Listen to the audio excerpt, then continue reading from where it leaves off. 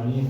قال المصنف رضي الله عنه إلى أن قال: فصل: يستحب لقاضي الحاجة بولا أو غائطا أن يلبس عليه ويستر رأسه ويأخذ أحجار الاستنجاء ويقدم يساره عند الدخول ويمنه عند الخروج، وكذا يفعل في الصحراء ولا يحمل ذكر الله تعالى ويعتمد على يساره ويبعد ويستتر ولا يبول في ماء راكد وقليل جار ولا في جحر ولا في طريق ولا تحت شجرة مثمرة يؤكل ثمرها ولا يتكلم إلا لضرورة ولا يستنجي بالماء في موضعه ويستبرئ من البول ويقول عند دخوله: بسم الله اللهم إني أعوذ بك من الخبث والخبائث، وعند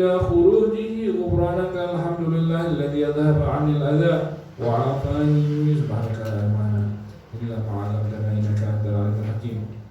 سبحانك لا نحصي ثناء عليك أنت كما أثنيت على نفسك ولك الحمد. Alhamdulillahirabbil alamin. Segala puji hanya untuk Allah Ta'ala. Melanjutkan daripada pembahasan musannif dalam kitabnya Al-Fatimah Al-Fatimah, kita sampai dalam ucapan musannif yang fasal hari ini tentang yustahabbu lil qadil hajah, bab tentang disunnahkannya hal-hal yang disunnahkan ketika kita di kamar mandi. Banyak sekali ya sunnah-sunnah ketika kita buang hajat. Ketika kita buang hajat ini sunnahnya banyak sekali. Kata Syekh Hasan Syadzili, kalau kita ngamalkan ini bisa jadi wali. Kalau kita bisa ngamalkan ini, benar-benar diperhatikan. Sunnahnya satu persatu ini banyak sekali. Satu persatu diamalkan gitu hari-hari. Kan ini diamalkan artinya sendiri kan, nggak ada yang tahu. Kita ngamalkan sendiri, setelah kita tahu ilmunya, satu persatu kita kerjain. Bahwa sunnah yang ini kita kerjain, sunnah ini kita kerjain. Orang tersebut mengamalkannya hari demi harinya, setiap dia melakukan mandi, maka nggak jauh kemungkinan dia bisa jadi wali. Karena amal ikhlas ya pasti kan. Orang siapa yang perhatiin kita di kamar mandi kecuali kita sendiri kan? Nggak ada riaknya nih, mana ada riaknya amal ini. Maka kita ini langsung kita mulai dari awal ya. Faslun: yustahabbu disunahkan liqadil hajah untuk orang yang buang hajat. Orang itu kalau qadi orangnya, kalau qada perbuatannya, qadail hajat itu perbuatannya. Kalau qadi orangnya, orang yang membuang hajat itu disunahkan bagi dia, bagi orang yang buang hajat. Buang hajat itu kan buangan kecil atau buangan besar kan? Buangan kecil itu baulan. Itu namanya buangan kecil, kencing, baulan itu kencing. Ghaiton buangan besar. Ghaiton itu buangan besar. Jadi apapun dia, buang hajatnya mau buang air kecil kah atau buang air besar kah, sama, adabnya sama. Ini adab-adabnya sama. Yang disunahkannya sama. Pertama, ini walaupun bukan di kamar mandi ya, ini nggak mesti kamar mandi. Kalau dia buang hajatnya di pinggir kali, pinggir jalan, mana gitu, di pinggir tol dia minggir gitu, tetap adabnya ini berlaku ya. Maka pertama adabnya adalah ayal basan alaih. Itu pertama, perhatikan bahwasanya ayal basan alaih. Sunnahnya ketika kita buang hajat, kita disunahkan sambil yalbasan alaih memakai kedua sendal. Ada sendalnya khusus kamar mandi, kan kamar mandi kita ada sendalnya khusus. Ya sendalnya kamar mandi aja taruh di depan kamar mandi, keluar masuk kamar mandi, tercepat lagi kan. Jadi khusus kamar mandi, sendal buat kamar mandi itu disunahkan kita ketika buang hajat memakai alas kaki sendal. Mau buang air kecil atau buang air besar sama, pakai sendal khusus. Jadi sendal itu ya nggak kemana-mana, cuma di kamar mandi aja. Kalau nggak kan takut kotor ya, bukan ke rumah semuanya, cuma di kamar mandi, keluar masuk kamar mandi doang. Jadi ketika kita buang hajat, sendal itu kita pakai dalam keadaan kita memakai sendal. Buang air besar juga, buang air kecil juga, ada alas kaki kita. Ketika buang air kecil, air besar, ada alas kaki kita. Nah, itu sunnah pertama. Oh selama ini sendal udah ada di kamar mandi katanya. Kalau nggak tahu ilmunya nggak dapat sunnahnya, nggak dapat pahalanya. Memang kebiasaan kita sendal dia di rumahnya ada kamar mandi ada sendalnya. Cuman nggak tahu sunnahnya. Berarti kan kebiasaan ada istiadat ya kan, nggak dapat pahala. Orang beramal tanpa ilmu tidak ada pahalanya. Maka ilmu dulu baru amal. Walaupun jadi mesti tahu ilmunya baru diamalkan dapat sunnahnya. Kalau selama ini udah begitu ya udah sekarang niatkan ini ngamalkan itu dengan sunnah gitu kan. Ada sunnah yang kedua, wa yasturu ra'sah, menutup kepala. Pakai kopiah yang khusus kopiah yang mungkin udah lusuh ya atau apa, sambil itu ke kepalanya. Jadi di dalam kamar mandi itu kepala dalam keadaan tertutup. Pakai kopiah gini maksudnya.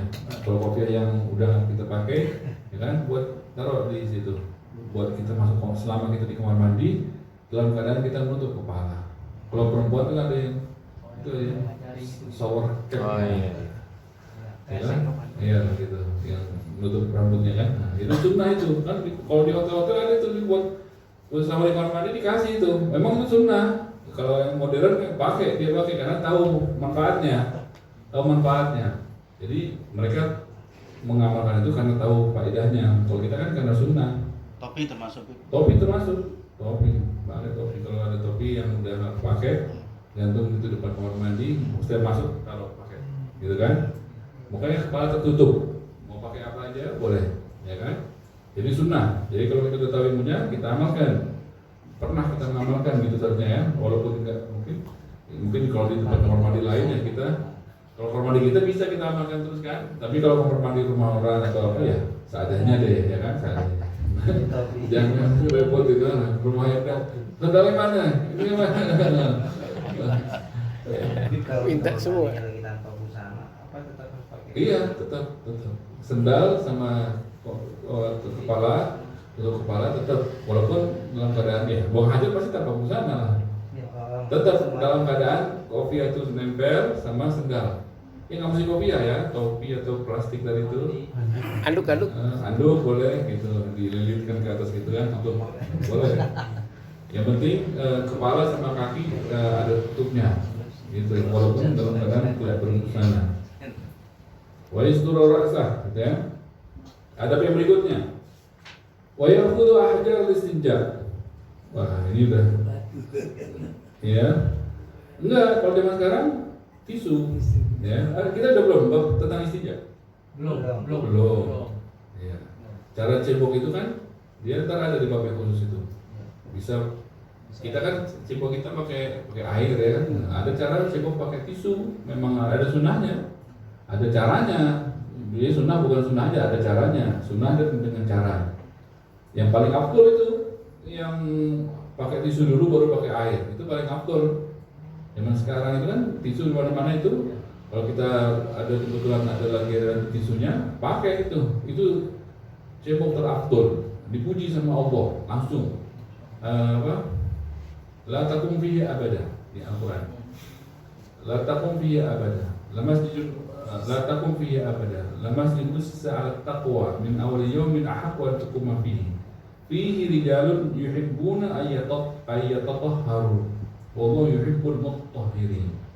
Itu la taqum fihi abada. La masjidul ussisa 'ala taqwa. Masjid yang didasari oleh ketakwaan, ahaqqu an taquma fihi. Itu Masjid Quba.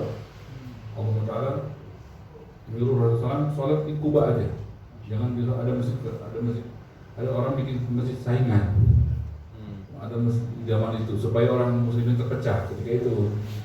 Jadi jangan sholat di masjid yang di Quba.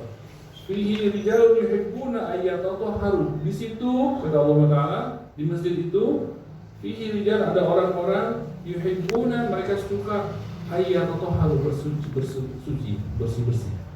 Di situ di Masjid Quba itu ada orang-orang yang mereka suka bersih-bersih. Wallahu yuhibbul mutahhirin. Allah suka sama orang yang bersih-bersih. Kaget, maksudnya kami juga bersih-bersih. Orang Madinah bersih-bersih, bukan orang Quba aja bersih-bersih. Orang Madinah juga bersih-bersih. Gimana banget sih bersih-bersihnya kalian sehingga dipuji sama Allah gitu kan? Iya, mereka nanya. kami kalau cebok nggak langsung pakai air. Kami nggak mau tangan kami ini nyentuh najis, nggak mau. Tapi kalau cebok itu kan buang air besar misalnya atau buang air kecil, kan ada najis masih menempel. Itu kalau pakai air kan langsung tangan kita langsung kena najis. Mereka katanya kami nggak mau tangan kami ini nyentuh najis langsung, nggak mau, bersih. Jadi caranya gimana? Caranya ya pakai, kalau dulu kalau ada tisu, ya pakai batu atau kayu, dicangkir dulu pakai kayu, pakai batu, atau kalau zaman sekarang pakai tisu dulu berkali-kali kan, tapi tisunya bukan selembar dua lembar ambilnya, begitu banyak, jadi kan nggak nyentuh ke tangan, pakai buang, baru udah bersih banget, baru pakai air, gitu. Jadi tangan kami ini sama sekali tidak nyentuh najis yang langsung, gitu enggak. Begitulah cara bersuci. Oh, pantes dipuji sama Allah Taala. Jadi itu istinja yang terabdul. Nanti kita ada babnya tentang cara istinja yang terabdul itu bagaimana. Atau kalau mau pakai tisu aja bagaimana? Ada istinja pakai tisu aja. Boleh. Boleh kalau orang istinja pakai tisu aja? Boleh. Habis istinja pakai tisu, wudu, sholat boleh. Nggak pakai air. Istinja pakai tisu aja. Ada caranya tapi ada syaratnya. Ada 8 syaratnya.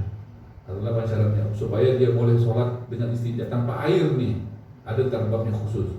Jadi kita belum ke bab itu. Cuma maksudnya di sini bagi orang yang istinjanya pakai batu, pakai tisu, ya, maka dia atau pakai air misalnya, maka sebelum masuk kamar mandi lihat dulu tisunya ada enggak, airnya nyala enggak, gitu maksudnya ini. Wa yakhudh ahjar istinja. Adabnya kamar mandi itu sebelum masuk kamar mandi, cek. Jangan langsung buang aja.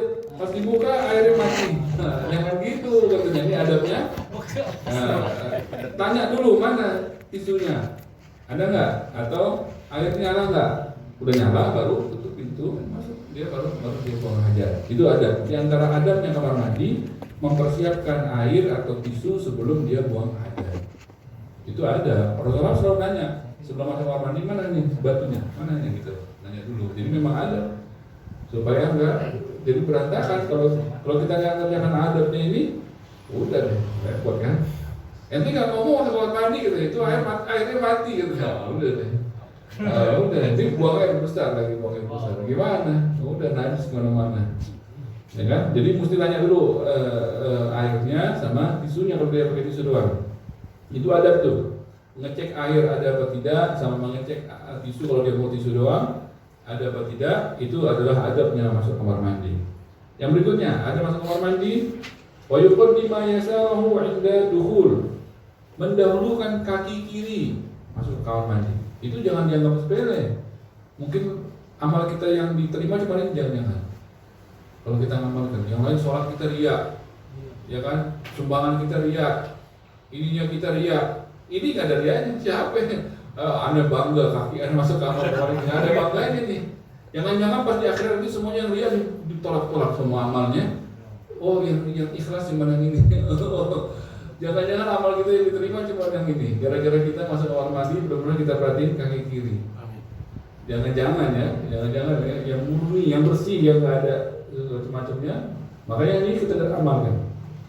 Ya kan, kita supaya amal nambah kan. Nah, yuqaddim kita nabung. Wa yuqaddima yasarahu, kita setiap masuk kamar mandi usahakan pastikan masuk kaki kiri, ya. Kalau salah keluar lagi supaya jadi terbiasa. Itu nih. Iya, pas melangkah pintu itu, pas masuk kamar mandi itu kiri. Kalau kita salah keluar lagi masuk kaki kiri, sehingga dia udah jadi kebiasaan. Jadi kalau ada kebiasaan, terus pahalanya ngalir terus. Ya, yuqaddima yasarahu, sunnah ini ya. Sunnah. Artinya Rasulullah begitu melakukannya. Wa yumnahu 'inda khuruj, ketika keluar yumna kaki kanan. Keluar kamar mandi pasangkan kaki kanan. Kalau lupa ulang balik lagi sehingga dia terbiasa. Ya, jangan dianggap sepele. Berhari-hari berapa kali kita masuk kamar mandi? Dengan pahalanya terus dihitung. Setiap hari mana mungkin orang nggak masuk kamar mandi, dan mungkin berkali-kali. Ini pahalanya setiap dia kerjain dan berpahala. Wa kadzalika yaf'alu fi sahra. Ini bukan hanya di kamar mandi katanya. Fi sahra, di pinggir tol juga. Kalau dia mau buang hajat, ketika dia melangkah ke tempat hajatnya itu kaki kiri. Ketika dia kelar mau beranjak dari tempat hajatnya buang hajat itu kaki kanan, gitu. Walaupun dia bukan posisi ada pintu kamar mandi gitu, ketika dia mau menuju ke tempat dia berdiri buang hajat itu kaki kiri didahulukan. Ketika dia udah kelar, ya kan, dia bangun dari jongkoknya, dia mau jalan kaki kanan, gitu. Jadi tidak mesti ada bangunan yang ada pintunya, katanya. Setiap dia buang hajat begitulah dia kerjakan. Makanya ya fa'alu bisahra. Adabnya lagi yang berikutnya, wala yahmila dzikrallahi ta'ala. Jangan bawa apa-apa yang ada sebutannya Allah. Ada sebutan nama Allah, jangan dibawa ketika buang hajat. Kalau ada, taruh dulu di luar. Di kantong kita ada, taruh dulu di luar. Makanya di handphone itu jangan ada yang munculnya di layar ini, jangan yang ada Bismillah, jangan ada nama-nama Allah, jangan Al-Quran, jangan. Jadi kalau muncul ketika di kamar mandi ya kita berdosa. Jadi di handphone yang suara juga jangan. Jadi ada suara panggilannya Bismillahirrahmanirrahim atau apa ya, jangan. Contohnya nyala, pas lagi di kamar mandi nyala, selawat, ya kan, bunyi ringnya itu selawatan di kamar mandi. Orang ini apaan orang kamar mandi selawatan? Nggak boleh. Ya kita mesti perhatikan hal-hal begitu, perhatikan. Yang kita sangka apa? Kita sangka pahala, fotonya jadinya dosa. Jadinya dosa. Jadi ini di antara adab kamar mandi, tidak boleh membawa apapun yang ada nama Allahnya. Jadi kalau di kantong kita ada, taruh dulu di luar. Yang taruh di luar, ya kita masuk kamar mandi. Wala yahmil dzikrullah. Ya, nama Allah juga ya. Nama Nabi juga. Nama-nama Allah nggak boleh. Nama-nama Nabi nggak boleh. Nggak ada di matan. Di matan cuma nama Allah aja. Isyarat. Nama-nama Nabi Muhammad SAW, Nabi yang lain. Nama malaikat juga nggak boleh. Ya, Al-Quran, ayat-ayat Al-Quran nggak boleh. Jadi semua yang diagungkan, ya, itu tidak boleh dibawa ketika masuk kamar mandi. Ya, ditaruh di luar dulu. Hukumnya haram ya. Kalau misalnya dibawa, hukumnya dosa. Kalau terbawa masuk kamar mandi, hukumnya dosa. Hukumnya dosa. Misalnya semua. Yang berikutnya, wa ya'tamida ala yasari. Nah, yang berikutnya, cara buang hajat, mau buang air kecil atau buang air besar, tadi kan sama, di semuanya sama kan? Di antara adabnya adalah ya'tamida ala yasari. Itu kan jongkok, caranya sunnahnya jongkok. Buang air besar jongkok, buang air kecil pun jongkok, mau laki mau perempuan sama. Tapi jongkoknya gimana? Ini kan? Nih cara jongkoknya disebut di sini sunnah. Wa ya'tamida, disunnahkan cara jongkoknya tersebut i'timad. Ya'tamid itu i'timad, artinya menopang. Cara jongkoknya itu kita topang badan kita di atas, di atas, yasarihi, di atas kaki kiri. Kita tumpukan badan kita ini semuanya beratnya di kaki kiri. Bicara jongkoknya, semua badan kita itu kita berarti ke kaki kiri. Berarti yang nopang penuh adalah kaki kiri. Ini kaki kiri kan, ini kaki kanan. Jadi kaki kanan ini jangan ada nopang. Yang nopang itu adalah kaki kiri. Kita beratkan semua badan ini, berarti kan kaki kiri napak nih semua. Napak, beratin badannya ke miring ke kiri berarti gitu kan. Terus kaki kanan gimana ya? Kan napak juga. Enggak, jangan bikin napak. Kaki kanan jangan bikin napak. Yang bikin napak itu semuanya kaki kiri. Supaya beratnya ke kiri, kita miringin badan ke kiri kan. Itu jongkok buang air besar, buang kecil sama. Kaki kanan kan napak juga, pasti kan berat juga. Enggak, jangan bikin napak. Dibikin jinjit. Kaki kanan, jinjit. Jarinya doang yang napak. Siapa praktekin? Contoh maksudnya coba gini. Bukan. Kaki kiri napak, kaki kiri napak, napak seluruh. Kaki kiri napak kayak berdiri gimana? Susah kok, kaki kiri. Nah itu napak seluruh. Kaki kiri, kaki kanan jinjit. Nah gitu. Tuh, Rapetin tapi rapetin. kaki kirinya nggak bisa masih rapet gitu. Susah gitu. Nah itu kiri. Nah yang kanan jinjit. Tuh, Nggak bisa. Enggak, program normal dulu. Badan itu Nggak bisa. Badannya gini. badan di paha ini, paha Program paha normal kiri. dulu Nah, kali ya. gitu. tapi Enggak, itu jinjit. iya, karena berat badannya ke kiri, Bi. Karena kalau napak gini kayaknya malah Iya, ikut Kayaknya nyaman. ikut nahan. Ngangkat. Kayaknya yang kiri pasti nahan juga. Bisa, Bang. ada. Iya makanya beratnya ke kiri. Ntar Kiri emang nahan. Kiri emang nahan. Mana coba? Iya kiri nahan tapi akhirnya Nah itu juga gitu. Bang. Oh, Nih. sejajar berarti Pak. Nih, Pak, sejajar. nih, kakinya sejajar. Jangan Iya, jangan naik nggak bisa. depan. Kalau begini nggak bisa. Nggak Harus bisa. sejajar. Gula Sejajar. gitu. Iya. Sejajar. Iya, iya. Sejajar. Jadi yang Sejajar. kanan, yang kanan itu cuma buat keseimbangannya doang. Iya, tapi itu nggak sejajar Pak Wah, Jimmy. bisa berat. Jangan maju di depan. Gini. Pak Jimmy keberatan badan. Iya, kayak Nah, Belajar. Jadi berat ke kiri. Iya. Jadi model dulu. Nah, Itu dia. ini tetap ngangkat dikit kaki Enggak kirinya. sejajar. Bisa. Normal dulu. Itu bisa tuh Pak. Ini bisa. Normal dulu. Oh, iya, pelan-pelan gitu. Iya. Pegangan nggak apa Bib ya? Awalnya jangan dulu ya. Awal Awalnya pegang. lama-lama. Ketahuan. Iya kan, jadi sulit. pegangan dulu deh nggak apa-apa. Iya. Iya. Gemuk agak Kalau Kayaknya agak toiletnya yang ngangkat duduk gimana? gitu. Nggak bisa berarti. Di atas nih berjongkoknya. Harus Wah, lurus, pecah. jomplang. Bahaya. Jongkoknya di atasnya. Bukan. Takut pecah. Kalau misalnya iya, kalau Itu di nggak atas, bisa. di atasnya. Enggak, kalau di posisi yang iya, tergantung macam-macam kan beda-beda. Iya. Kalau misalnya bisa di atasnya sambil pegangan lah hati-hati. Itu sunnah. Walaupun di kloset yang duduk ya, hajatnya nggak benar. Kalau dia sudah dibenarkan, keluar tuh semua, nggak ada usus buntu, nggak ada, ya kan? Banyak lagi bukan usus buntu doang. Itu tuntas juga tuntas. Buang hajat dengan begitu tuntas. Kalau apalagi yang belum pernah baru pengen praktekin, itu rasanya pelongnya banget. Kalau dia biasa kan mungkin nggak sekali tuntas. Kalau ini tuntas langsung kosong rasanya, perut langsung enak, ringan. Gitu. Kalau ada angin langsung keluar, gitu. Jadi ini banyak banget hikmahnya. Memang begitu caranya dikasih sunnah ini ya. Tapi begitulah memang sunnahnya. Bagaimana kita bisa tahu kalau enggak ini berkat ya ini yang ummahatul mukminin ya, ibu-ibu kita yang ibu-ibu istri-istri Nabi kita Muhammad SAW itu yang ngasih kabar ke kita.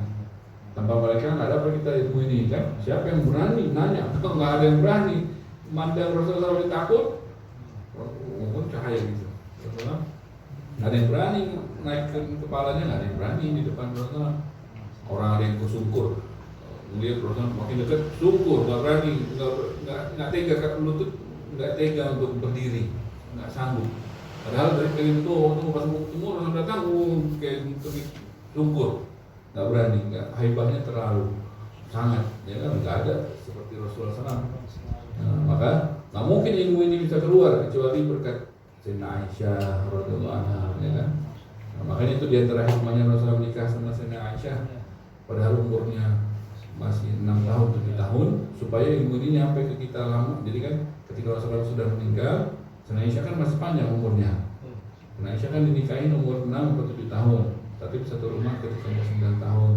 Apa hikmahnya? Supaya tetap panjang terus umurnya. Berarti Sayyidina Aisyah kan masih muda ketika dinikahin sama Rasulullah meninggal.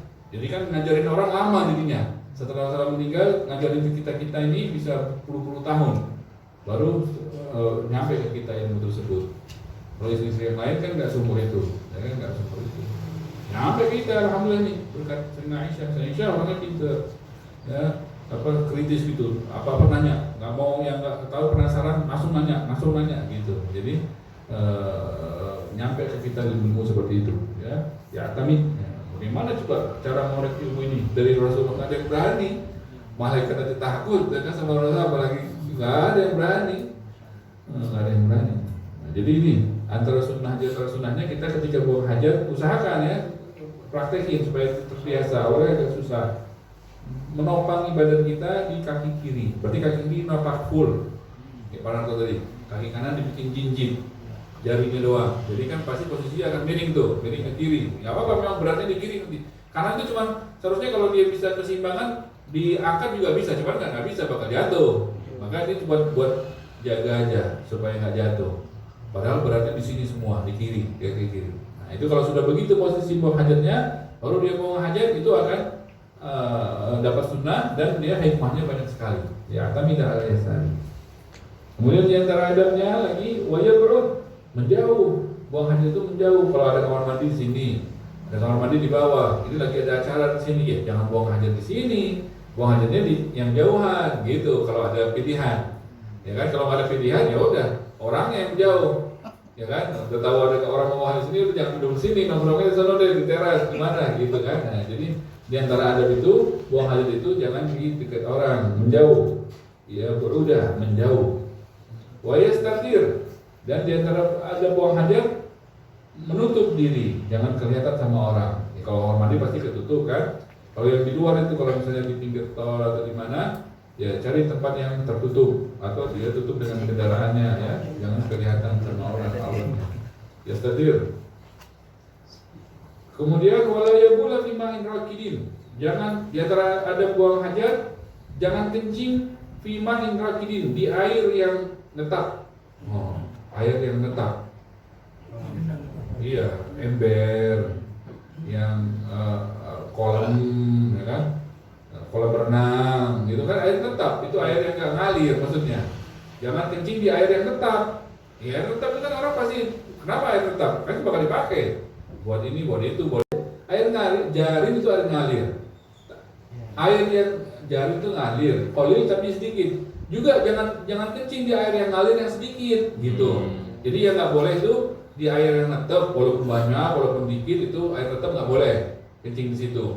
Tapi kalau di air yang ngalir, yang kolil, yang sedikit, jangan. Air sungai kan ngalir tuh. Kalau yang ngalir boleh kayak kencing, boleh kalau dia banyak, sungainya banyak. Tapi kalau sungainya ngalirnya cuma segini, ngalir tapi puncak tuh ada kan sungai-sungai kecil, ada sungai-sungai besar. Nah kalau di sungainya kecil, jangan kita kencing di situ.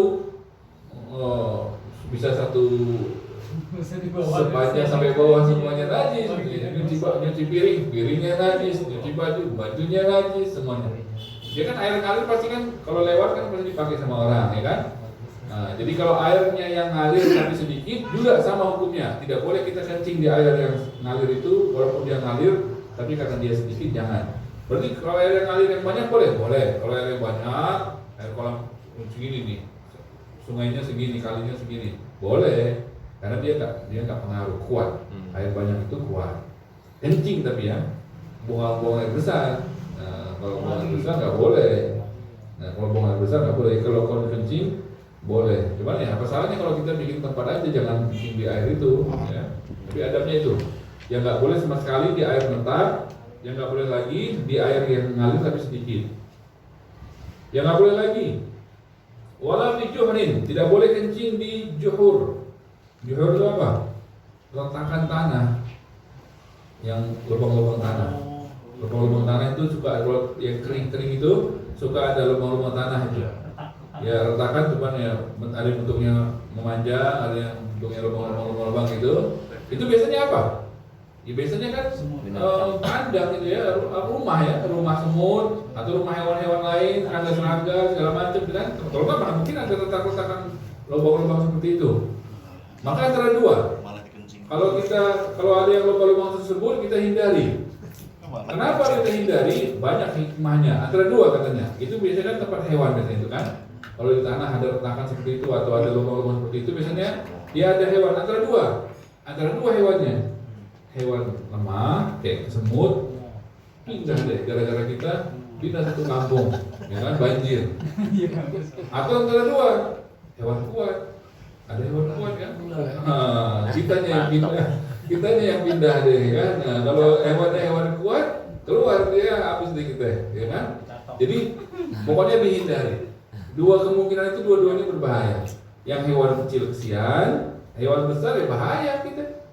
Nggak tahu ini dalamnya ada apa, ya kan? Jadi kalau ada lubang-lubang seperti itu di tanah, kita hindari kencing di tempat-tempat seperti itu. Cari tempat yang lain, gitu. Ya, mau ada juhur. Mana nih? Oh, ini air. Air tuh.